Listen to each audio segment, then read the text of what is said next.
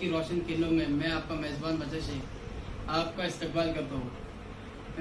मेरे साथियों, मैं आपके सामने एक छोटा सा शेर बोलना चाहूँगा।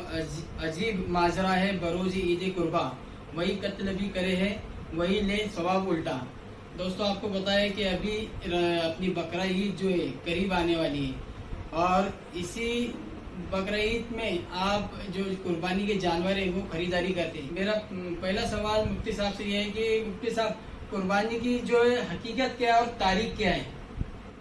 अल्हम्दुलिल्लाह रब्बिल आलमीन वस्सलातु वस्सलामु अला सय्यिदिल अंबिया वल मुरसलीन हबीबिना व हबीब रब्बिल आलमीन हज़रत रसूलुल्लाह सल्लल्लाहु अलैहि वसल्लम क़ालू अस्हाबुन नबी सल्लल्लाहु अलैहि वसल्लम या रसूलल्लाह मा हियल अज़ाही क़ाल रसूलुल्लाह सल्लल्लाहु अलैहि वसल्लम हिय सुन्नतु अबीकुम इब्राहीम इला आखिरिल क़ौल सदक़ रसूलुहुन नबियुल करीम। मुहतरम नाज़रीन, मेरे अजीज़ दोस्त मज़हर भाई और अज़हर भाई, सहाबा इकराम रज़ियल्लाहु अन्हुम अजमाइन ने हुज़ूर पाक सल्लल्लाहु अलैहि वसल्लम से पूछा कि अल्लाह के रसूल सल्लल्लाहु अलैहि वसल्लम, ये कुर्बानी क्या है? मा हियल अज़ाही, ये कुर्बानी क्या है, इसकी हकीकत क्या है?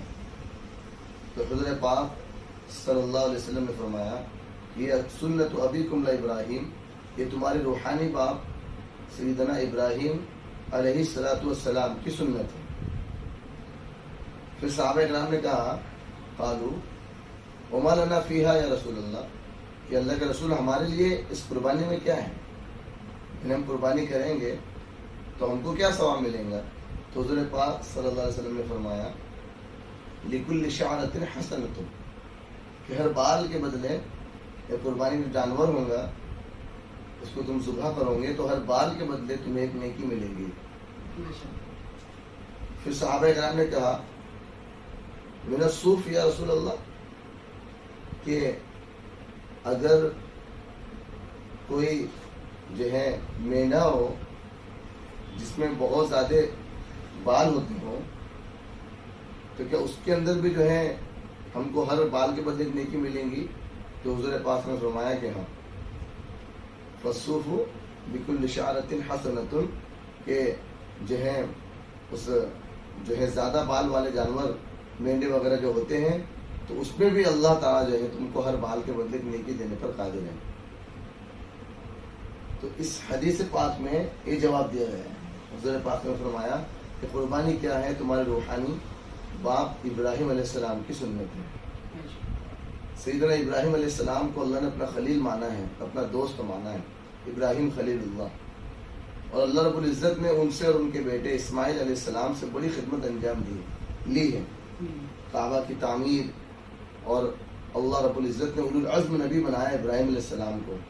जब अल्लाह किसी को अपना दोस्त बना लेते हैं तो ऐसे नहीं दोस्त बनाते, पहले उसको आजमाते हैं, पहले आजमाइश की भट्टी में उसे खूब तपाते हैं, और अगर फिर वो कामयाब हो जाता है तब अल्लाह उसको अपना दोस्त बनाते हैं। यही कुछ हुआ सैयदना इब्राहीम अलैहिस्सलाम के साथ। अल्लाह ने आजमाया, जब अपना दोस्त बनाया तो अल्लाह ने आजमाया, इन पर आजमाइश की कड़ियाँ गुजरी है, बहुत सी इब्तिला और आजमाइश इन पर आई है। दीन के खातिर घर छोड़ना पड़ा, और वालिदैन को छोड़ना पड़ा, रिश्तेदारों को छोड़ना पड़ा, आग के अलाव में कूदना पड़ा, बेखतर कूद पड़ा, आतिश नमरूद में इश्क, आग में, नमरूद की आग में कूदना पड़ा दीन के खातिर। फिर हिजरत करके जो है आए, और 80 साल की उम्र में जो है अल्लाह रब्बुल इज़्ज़त ने इन्हें बेटा दिया, इस्माइल अलैहिस्सलाम। तो फिर एक आजमाइश आई, में मुख्तसरन बयान कर रहा हूँ। फिर आजमाइश आई कि अल्लाह ने हुक्म दिया कि बीवी और बच्चा दोनों को जो है एक ऐसी वादी में, बिवादी में गैर ज़ी ज़रा, जिसमें न घास है, न दरख्त है, न पानी है, न खाने का नज़्म है, ऐसी जगह छोड़ना है। तो अल्लाह के हुक्म के लिए वहाँ छोड़कर भी आ गए। वो आजमाइश भी उन्होंने जो है बखूबी उसमें कामयाब हो गया। अल्लाह ने वहाँ भी मदद की, जमजम का पानी निकाला।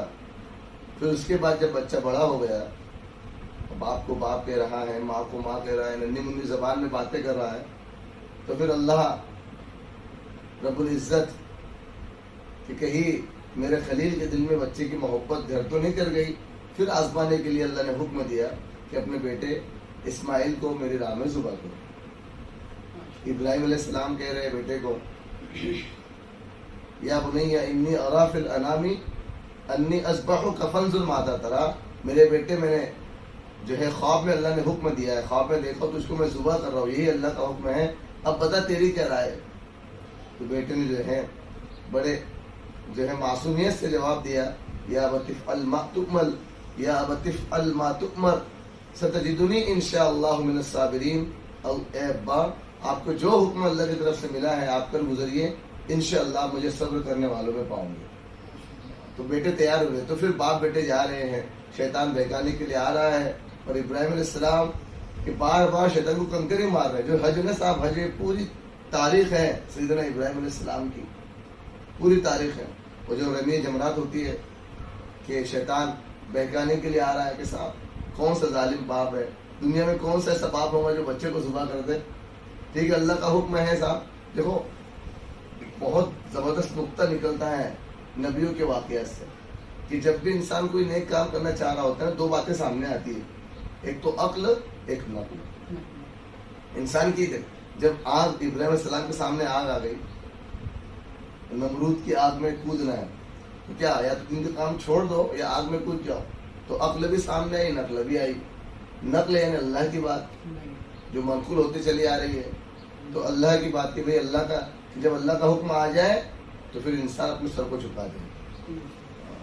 تو دو باتیں سامنے آتی ہیں, عقل اور نقل. تو عقل نے کہا کہ صاحب کا یہ کون سی بیوقوفی ہے کہ آگ میں چھلانگ لگانا ہے, تو اس لیے کوئی بات نہیں, ان کی بات مان لو اور اپنی جان کو بچا لو, جان بچیں گی تو پھر اور کام کر سکو گے دین کا. لیکن عقل نے کہا کہ نہیں, اللہ کا حکم آ گیا تو اللہ کے نام پر سب کچھ قربان. تو پھر عقل کی بات کو نہیں مانا, نقل پہ عمل کیا اور آگ میں چھلانگ لگا دی. تو اللہ نے کیسے کیا پھر کہ آگ کو گلے گلزار بنا دیا. وہی ابراہیم علیہ السلام جو ہے آگے جب زچہ اور بچہ دونوں کو چھوڑنے کا حکم ہوا کہ ایسی وادی میں چھوڑ دو, پھر دو باتیں سامنے آ گئی, عقل اور نقل. تو نقل اللہ کی بات تو یہ تھی کہ ہمارا حکم ہے اور ہمارے حکم کا تقاضا ہے کہ جب حکم آ جاتا ہے تو اپنا سر جھکا دو, بس اللہ کا حکم. لیکن عقل نے جو ہے کہا کہ نہیں ابراہیم, یہ کون سی بیوقوفی, 80 سال کی عمر میں اللہ نے جو ہے بیٹا دیا ہے اور تم ایسے ہی چھوڑ رہے ہو, ایسی وادی میں چھوڑ رہے ہو جہاں وہ مر جائیں گے اور جو ہے ان کو کھانے پینے کو بھی نہیں ملیں گا. لیکن عقل کی بات کو نہیں مانا, نقل کی بات کو مانا. عقل چیختی رہی, چلاتی رہی, اس کو چھوڑ دیا, دھیان نہیں دیا, اور آخر بچوں کو چھوڑ دیا. تو پھر کیا ہوا, اللہ نے جو ہے اپنے قانون, اپنی قدرت کے خلاف اور جو ہے انہیں جو ہے اللہ رب العزت نے ظاہر کے خلاف جو ہے ان کی مدد کی کہ ایڑی رگڑنے سے اللہ نے زمزم نکال دیا. اور پھر وہی آگے جو ہے ابراہیم علیہ السلام کو اللہ نے حکم دیا کہ بچے کو ذبح کرنا ہے. بچے کو لے جا رہے ہیں, بچہ بھی تیار ہے, شیطان بیچ میں آ رہا ہے, عقل بیچ میں آ رہی ہے کہ کون سا ظالم باپ ہوگا جو بچے کو ذبح کرے. صاحب بعد میں توبہ کر لینا, اللہ تعالیٰ غفور رحیم ہے. لیکن نہیں, کہ اللہ کا حکم ہے تو عقل کی بات پہ دھیان نہیں دیا. عقل چیختی رہی, چلاتی رہی. اللہ اکبر, کیا صاحب واقعہ ہے. آج ہم تصور بھی نہیں کر سکتے کہ ہم اپنے بچے کو جو ہے اس کے گلے پہ چھری چلا رہے ہو, تصور بھی نہیں کر سکتے. کیا قربانی ہے ابراہیم علیہ السلام کی, کیا قربانی ہے. اللہ اکبر. بچے کو لٹا رہے ہیں, آنکھوں میں پٹی باندھ رہے ہیں. بچہ کہہ رہا ہے کہ ابا آپ جو ہے میرے ہاتھ پیر باندھ دیجئے تاکہ میں اگر تڑپوں گا, تڑپ کے رہوں گا تو پھر آپ کو جو ہے رحم نہ آ جائے. ابا آپ جو ہے آپ کے آنکھوں میں پٹی باندھ لیجئے کہ جو ہے باپ کی شفقت پیدری جو ہے یہ دل میں گھر کر جائے اور آپ اللہ کے حکم سے رک جائیں. آنکھوں میں پٹی باندھ دیجئے. ابا آپ مجھ کو جو ہے نا اوندے میں لٹا دیجئے, میرا چہرہ سامنے ہوگا, آپ کو رحم آ جائے گا, اللہ کا حکم آپ چھوڑ دیں گے. کیا قربانی ہے صاحب. اللہ اکبر. اللہ ایسی قربانیوں کا جذبہ کوئی قطرہ ہمارے سروں میں اللہ ڈال دے. اللہ کے نام پر سب کچھ لٹا دینا, اللہ کے نام پر سب کچھ اپنا جو ہے اللہ کی راہ میں نچھاور کر دینا, یہ حقیقت ہے قربانی کی. تو انہوں نے کیا, عقل چیختی رہی, چلاتی رہی, لیکن نہیں مانے عقل کی بات. یہی تو نقطہ ہے. بہت سارے واقعات ہیں کہ جب بھی انسان دنیا میں قدم رکھے گا, جو بھی حکم آئے گا, گناہ ہو یا نیک کام ہو یا گناہ ہو, دو باتیں سامنے آئیں گی. عقل گناہ سے عقل جو ہے گناہ کرنے کا کہیں گی, اور نقل اللہ کی باتیں گناہوں سے رکنے کا کہیں گے. لیکن فائدہ یہ نقل کی بات پہ عمل کرنے میں ہوتا ہے. تو پھر آخر ایسے ہی کیا, بچے کو جو ہے ذبح کر رہے ہیں, جو ہے چھری تیز کر رہے ہیں اور ذبح کر رہے ہیں بچے کو, لیکن گلا نہیں کٹ رہا. پھر آنکھوں میں پٹی باندھی تو چھری چل گئی, یہ سمجھے کہ بچہ ذبح ہو گیا, لیکن آواز تو میڈے کی آ رہی ہے. آنکھوں میں سے پٹی ہٹائی تو اسماعیل علیہ السلام بازو میں کھڑے ہوئے ہیں, جبرائیل علیہ السلام بازو میں کھڑے ہوئے ہیں, اور جو ہے جنت کا میڈا ذبح ہو گیا. اللہ رب العزت نے آواز لگا دی, وہ نادیناہ یا ابراہیم قد صدقت الرؤیا, ہم نے آواز لگائی ابراہیم تم نے خواب کو سچ کر دکھایا. تو ابراہیم علیہ السلام کی وہ قربانی اللہ نے قبول کی اور کہا امت محمدی میں قربانی واجب کر رہا ہوں کہ جو کوئی اس میں قربانی کرے گا تو وہ ثواب جو ابراہیم علیہ السلام کو اپنے بچے کے گلے پہ چھری چلانے پر ملا تھا وہ نہیں کیا. امت محمدیہ کے مالدار جو ہے لوگ جب قربانی کریں گے تو وہ ثواب جو ہے ان کو, جو ثواب ابراہیم علیہ السلام اور اسماعیل علیہ السلام کو ملا تھا, تو یہ وہی ثواب امت محمدیہ کو قربانی کریں گے, اللہ وہ ثواب عطا فرمائے. تو یہ حقیقت ہے, یہ تاریخ ہے قربانی کہ اللہ کے نام پر اپنا حق تو یہ تھا کہ ہم خود کو ذبح کر دیتے, لیکن خود کو ذبح نہیں کر سکتے تو کم از کم کہا کہ تم جانور پر اس کے گلے پہ چھری چلاؤ اور تصور کرو کہ میں اپنی جو ہے اپنی تمنائیں, اپنی خواہشات اور اپنا جو ہے سب کچھ یہ اللہ کے نام پہ ذبح کر رہا ہوں کہ اب سے میرا کچھ نہیں, مجھ سے کچھ نہیں, میں کچھ نہیں, I am nothing, I am nothing, I am some thing نہیں, آئی ایم نتھنگ, میں کچھ نہیں ہوں. جو کچھ ہے اللہ کا حکم ہے, جو ہے سر تسلیم خم ہے, جو مزاج یار ہے, یہی قربانی کی حقیقت ہے اور یہی قربانی کی تاریخ ہے. باقی مفتی صاحب آپ سے میں ایک سوال ہے, میرے لیے ہر ایک مومن کا ہے کہ قربانی کو لے کر تو ہر امیر ہو یا غریب ہو اس میں جذبہ تو ہے قربانی کرنے کا, لیکن آپ یہ بتائیے کہ قربانی کس پہ واجب ہے؟ قربانی مظہر بھائی, قربانی کے متعلق یہ مسئلہ ہے کہ جس پر جو صاحب نصاب ہو, صاحب نصاب کہتے ہیں کہ 52.5 تولہ چاندی یا اتنی قیمت کا مالک ہو. 52.5 تولہ چاندی کی قیمت آج کے دور میں 40 سے 45 ہزار روپے کے درمیان بنتی ہے.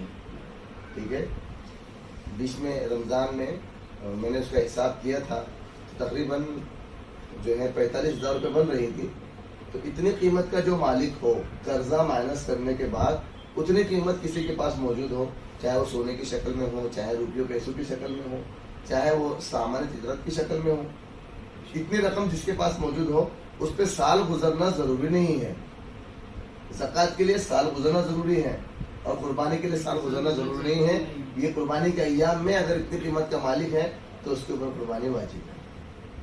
اور مفتی صاحب کن کن جانوروں کی قربانی جائز ہے؟ یہ بھی مسئلہ ہے شریعت کے اندر. جو ہے کچھ قسمیں ہیں جانوروں کی جن کی قربانی جو ہے بقرعید میں ہم کر سکتے ہیں. ایک تو جو ہے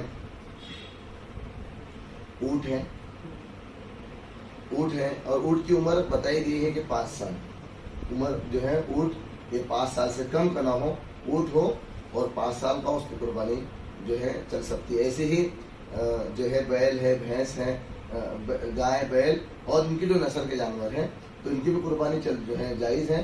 ان کی عمریں 2 سال بتائی گئی ہے کہ 2 سال کے مکمل ہو, اس سے 1 دن بھی کم نہ ہو. اب بہت سے لوگ یہ کہتے ہیں کہ صاحب یہ تو جانور ہیں لیکن 1 دن کم ہے صرف قربانی میں, تو 1 دن بھی کم ہوگا تو اس کی قربانی جائز نہیں ہوگی. بہت سے لوگ جو ہے اس میں مسئلہ مجھے یاد آ گیا جو ہے, پہلے میں یہ بات مکمل کر لوں کہ ایک تو اونٹ کی قربانی 5 سال کا ہو, گائے, بیل, بھینس اور ان کی جو نسل ہوتی ہے یہ 2 سال کے مکمل ہو. تیسرا بکرا, بکری, ایسی ہی مینڈا, یہ کہا کہ 1 سال کا مکمل ہو. اب اس میں لوگ جو ہیں اکثر لوگ جو پریشان ہوتے ہیں, لوگ اس میں دانتوں کا اعتبار کرتے ہیں. آپ لوگوں نے دیکھا ہوگا جب ہم جانور خریدنے جاتے ہیں تو بیپاری ہم سے کہتے دیکھو یہ 2 دانت کا جانور ہے, یہ 4 دانت کا ہے, اور وہ اس سے مراد یہ ہوتی ہے کہ جو 2 دانت کا ہے وہ 2 سال کا مانتے ہیں, 4 دانت کا ہے تو وہ 4 سال کا مانتے ہیں. شریعت میں دانت کا اعتبار نہیں ہے, یہ اہم مسئلہ ہے. شریعت میں دانت کا کوئی اعتبار نہیں ہے. کبھی کبھی ایسا بھی ہوتا ہے کہ جانور جو ہے 1 سال کا نہیں ہو پاتا اور 2 دانت اس کو آ جاتے ہیں, یا 2 سال کا نہیں ہو پاتا 2 دانت آ جاتے ہیں. اس کی عمر مکمل نہیں ہو پاتی, دانت نکل جاتے ہیں. یا کبھی کبھی ایسا بھی ہوتا ہے کہ عمر ہو جاتی ہے, دانت نہیں نکلتے. تو شریعت نے عمر پر, دن پر اعتبار رکھا ہے, دانتوں پر اعتبار نہیں رکھا. لہٰذا ہم تحقیق کریں جانور خریدتے وقت کیا اگر بکرا ہے مینڈا ہے تو کیا واقعتاً 1 سال کا ہے کہ نہیں؟ قربانی صحیح ہونا ضروری ہے. اگر جو ہے گائے بیل وغیرہ ہے مکمل 2 سال کے ہے کہ نہیں ہم اس کی تحقیق کریں, صرف دانتوں پر اعتبار نہ کریں. اور دوستوں کا یہ بھی سوال ہے کہ کون کون سے جو عیب ہوتے ہیں جانور وہ نہیں ہونا چاہیے. جی ہاں, قربانی چونکہ اللہ کا حکم ہے, ہم سب پر واجب ہے, اور یہ بہت جو ہے ایک ایسی عبادت ہے. اللہ اکبر. حدیث شریف میں آتا ہے کہ قربانی کا قطرہ جو ہے زمین پہ گرنے سے پہلے اللہ کے دربار میں پہنچ جاتا ہے, اور اس کے بہت سارے فضیلتیں اور قربانی نہ کرنے پر وعید بھی ہے. ایک حدیث میں آتا ہے من وجد ساعة ولم یضحی فلا یقربن مصلانا, کہ جو کوئی قربانی کرنے کی جو ہے طاقت رکھتا ہو پھر بھی قربانی نہ کرے تو حضور پاک صلی اللہ علیہ وسلم اتنے غصہ ہے, آپ فرما رہے کہ ہماری عیدگاہ کے قریب بھی نہ آئے ہو عید کی نماز پڑھنے کے لیے. اتنا بڑا حکم ہے اسلام کی قربانی. لیکن کیا ہوتا ہے بعض ہماری جو ہے معلومات نہ ہونے کی وجہ سے قربانی صحیح نہیں ہو پاتی. جو آپ نے سوال کیا ہے کہ قربانی میں عیب کیا کیا ہے, تو سب یہ بہت ضروری ہے, اس کو بہت دھیان سے جو ہے آپ سمجھیے کہ بہت سارے عیب ہے.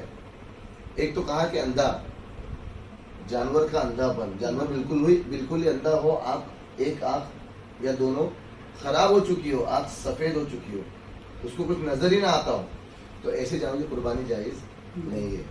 ایسے ہی جس کے کان کٹے ہوئے ہو, اب کان اگر کٹے ہوئے ہیں تو جائز نہیں ہے. کبھی کبھی نشانی کے لیے جو ہے کچھ لوگ کیا کرتے ہیں, وہ بیپاری کان میں جو ہے چیر مار لیتے ہیں, تو کان تو موجود ہے, ہلکی سی چیر ماری ہوئی ہے تو وہ مسئلہ نہیں ہے, اس کی قربانی چل سکتی ہے. لیکن کان اگر کٹا ہوا ہے تو قربانی جائز نہیں ہے. ایسے ہی لنگڑا جانور, العرجہ, لنگڑا جانور, یا تو 2 پیر ٹوٹے ہوئے ہو, 3 پیر ٹوٹے ہوئے ہو, یا ایک پیر وہ چلنے میں ایسا ہو کہ چوتھا پیر ٹیکتا ہی نہ ہو, تو اس کی قربانی نہیں چلے گی. یا تو پیر ٹوٹا ہوا ہو یا ہو لیکن وہ جو ہے چلتے وقت چوتھا پیر جو اس کا ہے اس کو ٹیکتا ہی نہیں, 3 پیر سے چل رہا ہے, تو قربانی چلے گی نہیں. ہاں لیکن پیر میں زخم ہے, چوتھا پیر بھی اس سے بھی سہارا لیتا ہے, تو پھر چل سکتی ہے قربانی. ٹھیک ہے. ایسی اتنا دبلا کہ ہڈیوں میں گودا ہی ختم ہو گیا, اتنا دبلا جانور, یا جو ہے ایسا خارش زدہ کہ اس کا گوشت خراب ہو گیا, یا ایسے اس پہ زخم ہو کہ وہ زخم کے اس کا اثر ہڈیوں تک چلا گیا, گوشت تک چلا گیا, اس کی قربانی میں نہیں چلتی. ایسے ہی جو ہے دم بریدہ جانور, جس کی دم کٹی ہوئی ہو, دم اس کی کٹی ہوئی, اس میں اور تفصیلات ہیں, میں تو اجمالاً بیان کر رہا ہوں. دم بریدہ جانور جس کی دم کٹی ہوئی ہو. ایسے ہی کہا کہ ایک جانور ہوتا ہے جس کے دانت ہی جو ہے ٹوٹے ہوئے ہیں, دانت ٹوٹے ہوئے, ٹھیک ہے, یا سنگ اس کے ٹوٹے ہوئے ہیں. تو سنگ ٹوٹے والوں کا معاملہ یہ ہے کہ اگر سنگ جڑ سے ٹوٹا ہوا ہے کہ دماغ کی ہڈی نظر آ رہی ہے, دماغ کی ہڈی میں سوراخ ہو گیا, تو قربانی جائز نہیں ہے. اور سنگ کا اوپر کا ٹکڑا اگر ٹوٹا ہوا ہے جس سے دماغ کی ہڈی کا کوئی مسئلہ نہیں ہے, اوپر کا ٹکڑا کٹا ہوا ہے, ٹوٹا ہوا ہے, تو اس کی قربانی چل سکتی ہے. تو جو ہے ایسے اور بہت سارے جو ہے عیوب ہوتے ہیں. ایسا مریض بھی جانور نہ ہو بلکہ اچھا ہو, کیونکہ یہ حدیث پاک میں آتا ہے, فرمایا حضور پاک صلی اللہ علیہ وسلم نے کہ جو ہے اللہ کے دربار میں جانور کا جو ہے یہ کل قیامت میں تمہارے نیکیوں کے ترازو میں انہ لیاتی بشعورھا واظفارھا, کہ قیامت میں جو ہے یہ جانور اس کے ناخنوں کے ساتھ, اس کے کھروں کے ساتھ, اس کے چمڑے کے ساتھ, گوشت کے ساتھ, خون کے ساتھ قیامت میں آئیں گا اور تولا جائیں گا تمہارے میزان عدل میں.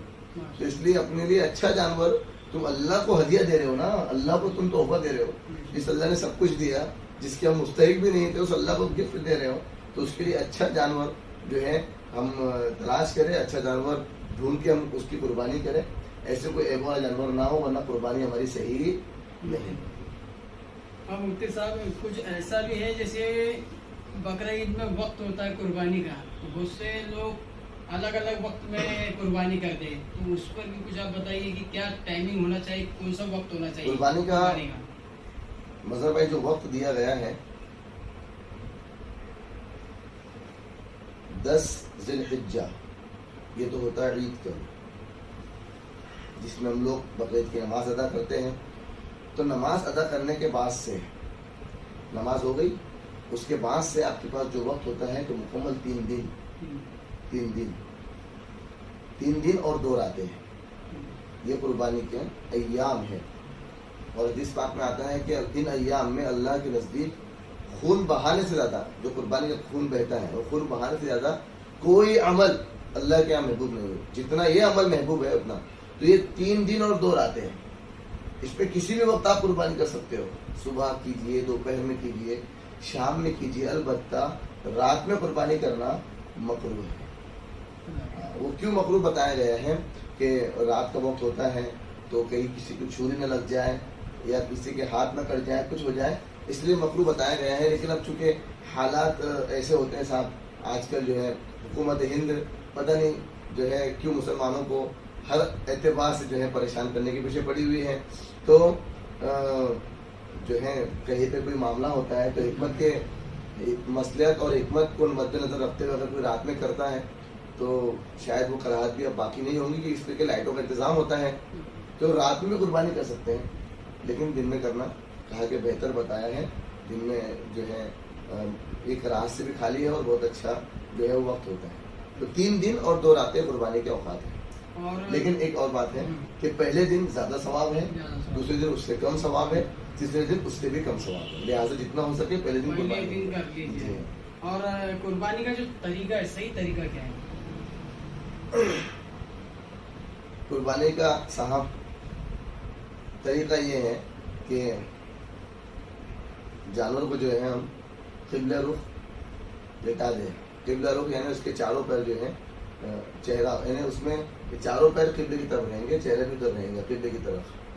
ٹھیک ہے، اس طرح اس کو ہم لٹا دیں گے قبلے کی طرف. اور پھر جو ہے حدیث میں تو یہ آتا ہے، فرمایا حضور پاک کی جس کی طرف سے قربانی ہو وہ خود اپنے ہاتھ سے جانور ذبح کرے، وہ یا کم از کم وہاں کھڑا رہے، موجود رہے کہ اس وقت اس کو ثواب ملے گا. ٹھیک ہے، تو اس وقت جو ہے بسم اللہ اللہ اکبر پوری مکمل دعا ہے. انی وجہت وجهی الذی فطر السماوات والارض حنیفا وما انا من المشرکین ان صلاتی ونسکی ومحیای ومماتی للہ رب العالمین اللہم منک ولک. یہ دعا کہیں اگر یاد نہ ہو تو دعا دل میں ہی جو ہے ہم ترجمہ بھی دہرا سکتے ہیں کہ اللہ میں آپ ہی کی طرف میرا جو ہے میں رخ کرتا ہوں، آپ ہی کی طرف متوجہ ہوتا ہوں اور آپ ہی کے لیے قربانی کرتا ہوں. اے اللہ اس قربانی کو قبول فرما، جیسے آپ نے اپنے خلیل ابراہیم علیہ السلام کی قربانی قبول کی تھی اور اپنے حبیب محمد رسول اللہ صلی اللہ علیہ وسلم کی قربانی قبول کی تھی. اپنا جو ہے جو مادری زبان ہے، دل کے الفاظ اس میں ہی یہ کہہ لیں اگر عربی کے الفاظ یاد نہ ہو. لیکن بسم اللہ اللہ اکبر جب ذبح کر رہے ہیں اس وقت اللہ کا نام لینا یہ فرض ہے. بسم اللہ اللہ اکبر اس وقت یہ اگر آپ نے نام نہیں لیا تو وہ ذبیحہ مردہ ہو جائے گا، پھر وہ حلال نہیں ہوگا. ایسی ایک مسئلہ اس میں اہم یہ بتا رہا ہوں، جو معین ذابح ہوتا ہے، معین ذابح یعنی ذبح کرنے والے کا مددگار، کہ بھی ذبح کرنے والے کی ہمت پست ہو گئی، اس نے آدھا ذبح کیا پھر آدھا چھوڑ دیا تو وہ قصائی نے لے لیا اور وہ پھر آگے ذبح کر رہا ہے تو پہلے نے پڑھا بسم اللہ اللہ اکبر، بعد والے کے لیے بھی پڑھنا فرض ہے. اگر اس نے نہیں پڑھا، بعض والے نے نہیں پڑھا اور آدھا وہ ذبح کر رہا ہے، آدھا یا تھوڑا سا کم جو بھی وہ ذبح کر رہا ہے اور اس نے بسم اللہ اللہ اکبر نہیں کہا تو ذبیحہ مردہ ہو جائے گا. یاد رکھیے صاحب، وہ حلال نہیں ہوگا. وہ یہ بہت اہم مسئلہ ہے. اکثر قصے اسی کرتے ہیں صاحب. وہ جو ہے تو ہمارے تو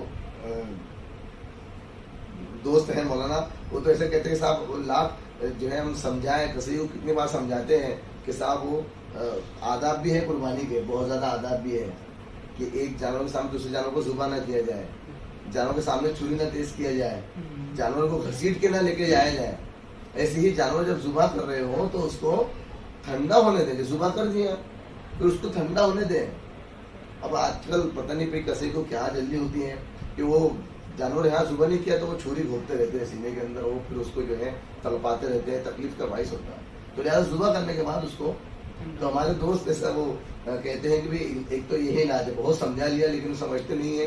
یہی علاج ہے کہ جس کھوٹے سے ہم نے جانور کو کھولا ہے اب کسی کو 10 منٹ کے لیے اس کھوٹے سے باندھ دیا جائے کہ صاحب آپ ذرا ٹھنڈا ہونے دو اس کے بعد ذبح کریں گے. لیکن بہرحال یہ ایسا کرنا چاہیے، آداب ہے، تکلیف پہنچانا نہیں چاہیے. فرمایا حضور پاک صلی اللہ علیہ وسلم نے جانوروں پہ اچھی طرح سواری کرو اور ان کو اچھی طرح کھاؤ. ذبح کرنا ہے تو نرمی کے ساتھ میں ذبح کرو، پانی وغیرہ پلا دو، بھوکے پیسے ذبح کرنا بھی غلط ہے. تو اور اس میں 4 رگیں کٹنا ضروری ہے صاحب. ذبح کرتے وقت جو 4 رگیں ہوتی ہے، ایک تو ہوتی ہے حلقوم جس سے غذا جاتی ہے، اس کو حلق کہتے ہیں. اس کے پیچھے ایک جو ہے رگ ہوتی ہے جس کو مرئی کہتے ہیں عربی زبان میں، جو خون کی رگ ہوتی ہے. اور نہیں، خون کی نہیں، وہ سانس کی رگ ہوتی ہے. اور آزو بازو 2 رگ ہوتی ہے جس کو مدجین کہتے ہیں عربی کے اندر. یہ خون کی رگیں ہوتی ہیں. تو یہ 4 رگیں کٹنا ضروری ہے. ہاں، یہ 4 میں سے اگر 3 بھی کٹ گئی تو بھی ذبیحہ حلال ہے. لیکن 2 ہی کٹی اور وہ مر گیا، ذبیحہ مر گیا، اور 2 ہی کٹ پائی تو پھر وہ حلال نہیں ہے. اس بات کا دھیان رکھیں. یہ 4 رگیں کٹنا ضروری ہے. یہ 4 رگیں کٹ جائے پھر اس کو چھوڑ دو، وہ ٹھنڈا ہو جائے، اس کے بعد پھر اس کی کھال نکالنا شروع کرو. لیکن آج کل تو پتہ نہیں، کسے صاحب بہت جلدی بچاتے ہیں، تو اس کا دھیان رکھنا ضروری ہے. اور ذبح کرتے وقت بسم اللہ اللہ اکبر کہنا یہ کیا ہے؟ فرض ہے. کوئی نہیں کہیں گا تو ذبیحہ حلال نہیں ہے. مفتی صاحب، قربانی تو ہو جاتی ہے، لیکن اس کے بعد میں جو اس کا گوشت ہوتا ہے اس کا کیا طریقہ ہوتا ہے تقسیم کا؟ جی ہاں، سب سے پہلی بات تو یہ ہے کہ دیکھیے تو ہے قربانی، یہ تو اللہ کے دربار میں ہم ادنا غلاموں کی طرف سے جو ہے ہم کیا اور ہماری اوقات کیا کہ ہم اللہ کو کچھ تحفہ دیں. لیکن اللہ ہی نے موقع ہمیں عنایت کیا ہے کہ اللہ تعالیٰ یہ جو ہے تحفہ دینے کا ہم کو موقع مرحمت فرما رہے ہیں. تو اصل تو اس کا حق تو یہ تھا کہ جو ہے پہلے زمانے میں یہ ہوتا تھا صاحب کہ جو قربانی ہوا کرتی تھی تو پھر وہ قربانی جو ہے آسمان سے آگ آتی تھی اور قربانی کو جلا دیتی تھی. تو آگ آ گئی، قربانی جو ہے جل گئی، تو اس کا مطلب یہ تھا کہ قربانی اللہ نے قبول کر لی ہے. اور جس کی قربانی کو جو ہے آگ نے نہیں جلائی تو مطلب یہ تھا کہ اس کا قربانی قبول نہیں ہوئی. پہلے تو یہ تھا. حضرت آدم علیہ السلام کے دونوں بیٹے جو ہے حابیل اور قابیل کا جھگڑا اسی بات پر ہوا تھا. بہرحال پہلے تو ایسا تھا، لیکن پھر اللہ رب العزت نے اس امت کی خصوصیت ہے کہ صاحب تم قربانی دے رہے ہو، اس کے بعد جاؤ تم کو گوشت ہمیں دے دیا. یہ اللہ کی طرف سے مہمانی ہے. اللہ تعالیٰ میزبانی کر رہے ہیں، ہماری مہمانی کر رہے ہیں اللہ تعالیٰ. تو یہ اللہ کی طرف سے کہ آپ کھاؤ پیو. تو اس کا مطلب یہ بھی نہیں کہ ہم پورا جو ہے ڈیپ فریج میں بھر کے رکھ دیں اور صاحب کھا کے خوب کھاؤ یار، اور غریب بیچارے فاقے کرتے رہے. بقرعید کے روز بھی ان کے وہاں کچھ کھانے کے لیے جو ہے گوشت نہ ہو، اور وہ بقرعید کے روز بھی جو ہے ہری سبزیاں ہی کھا رہے ہو، تو یہ بھی غلط ہے. ٹھیک ہے، اس کو آپ کو استعمال کرنے کا بھی شریعت نے حکم دیا ہے، لیکن یہ نہیں کہ آپ پورا ہی کھا لو، ڈکار بھی نہ لو، یہ مطلب بھی نہیں ہے. اور بہتر علماء کرام بتاتے ہیں کہ اس کے 3 حصے کر لو. آپ جو گوشت ہے اس کے 3 حصے کر لو. ایک حصہ جو ہے یہ جو ہے غریبوں کے لیے نکال لو. ٹھیک ہے، تقسیم کے لیے ایک حصہ غریبوں کے لیے نکال لو، ایک حصہ اپنے رشتے داروں کے لیے نکال لو جو ہمارے رشتے دار ہیں، اور ایک حصہ جو بچے وہ اپنے لیے. اس کو آپ چاہے سکھا بھی سکتے ہو، مسئلہ نہیں ہے. ایک حصہ ہم خود استعمال کریں. تو اس طریقے سے جو ہے اس کا حکم ہے. جو قربانی کا جانور ہوتا ہے اس میں کون سی چیز کھانا ہمیں حلال ہے اور کون سی چیز کھانا حرام ہے؟ یہ بہت ہی بلکہ یہ سوال تو ایسا ہے کہ صرف قربانی کے موقع پہ نہیں، لوگوں کو یہ سال بھر یہ مسئلہ لوگوں کو ذہن نشین ہونا ضروری ہے. اس لیے کہ اس میں بہت اطلاع عام ہے، لوگوں کو پتہ نہیں ہوتا اور حرام چیزیں لوگ کھا لیتے ہیں، حلال چیزوں کو پھینک دیتے ہیں. تو صاحب حلال جانور میں 7 چیزیں ہیں جو کھانا حرام ہے. حلال جانور میں 7 چیزیں ایسی ہیں مظہر بھائی جو کھانا حرام ہے. میں 7 چیزیں گنواتا ہوں. پہلی چیز تو یہ ہے کہ شرمگا، مذکر کی ہو یا مؤنث کی ہو، جانوروں میں یہ تو حرام ہے. ٹھیک ہے، اس کو بالکل استعمال نہیں کر سکتے. دوسری چیز ہے خوشیے، اس کو لوگ کپورے کہتے ہیں. ٹھیک ہے، خوشیے جو ہوتے ہیں تو لوگ اس کو بڑے شوق سے کھاتے ہیں. لوگ میں ایک تو مرتبہ میں گوشت لانے کے لیے گیا، کسی سے میں نے کہا کہ مولوی صاحب آپ تو یہ بتا رہے ہو، اور لوگ تو بڑے شوق سے لے جاتے ہیں اور بلکہ لے جانے میں جھگڑا کرتے ہیں. کوئی بھائی کہتا ہے میں نے نمبر لگا لیا، کوئی کہتا ہے بھائی میں نے کہا تھا آپ کو. تو لوگ اس کو تو علاج کے لیے لے جاتے ہیں. تو ایک حدیث میں ہے، فرمایا حضور پاک صلی اللہ علیہ وسلم نے کہ اللہ رب العزت نے کوئی حرام چیز میں اللہ نے شفا رکھی ہی نہیں. جو حرام چیزیں ہیں اللہ نے اس میں شفا نہیں رکھی، لہٰذا یہ کوئی بیماری کی دوا نہیں ہے. لوگ لے جاتے ہیں مردان کی قوت بڑھانے کے لیے وغیرہ وغیرہ کرتے ہیں. تو یہ صاحب یہ حرام چیز نجاست جو ہوتی ہے وہ بیماری ہے، اللہ نے اس پہ کوئی شفا نہیں رکھی، لہٰذا یہ بھی کیا ہے حرام ہے. ایک تو شرمگا ہو گئی، ایک کپورے ہو گئے خوشی جس کو لوگ کھاتے ہیں، یہ بھی جائز نہیں ہے بالکل. ایک خون ہے، اکثر ہم ایسا کرتے ہیں کہ خون میں بھرا ہوا گوشت ہے اور اس کو بغیر دھوئے ایسے ہی پکا دیا تو حرام چیز تمہارے کھانے میں جا رہی ہے. خون بھی کھانا جائز نہیں ہے. ایسی ایک مسانہ کہتے ہیں پیشاب کی تھیلی, اس کو کوئی کھاتا بھی نہیں ہے لیکن معلوم تو ہو کہ یہ چیز حرام ہے. ٹھیک ہے, مسانہ جو پیشاب کی تھیلی ہوتی ہے وہ جائز نہیں ہے.